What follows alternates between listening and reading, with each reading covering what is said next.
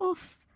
অনেক দিন পর গরম গরম ইলিশ মাছ ভাজার সাথে টমেটো ভর্তা।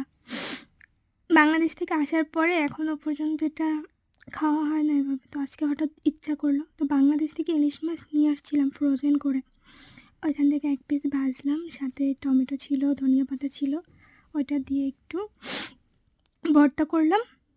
নাও, এখনও খুব মজা লাগতেছে। আসলে যত কিছু করে খাই না কেন, মায়ের হাতের রান্না মিস করি অনেক। বসে বসে থাকলেও খাবার রেডি থাকতো, কিন্তু এখন অল্প কিছু করে খেতে হলেও নিজেকে করে খেতে হয়। এখন কেউ বলে না, এই নে রান্না হয়ে গেছে, খেয়ে নে, আজকে কী রান্না করবো এটাও কেউ এখন জিজ্ঞাসা করে না। বলে না এটা খাবি না ওইটা খাবি। এখন এক পদ তরকারি হলে নিমেষে ভাত শেষ করে ফেলে, আর আগে টেবিলে 2-3 রকমের তরকারি থাকছে। তাও বলছি, কী রান্না করছো আম্মু, এগুলা কি খাওয়া যায়?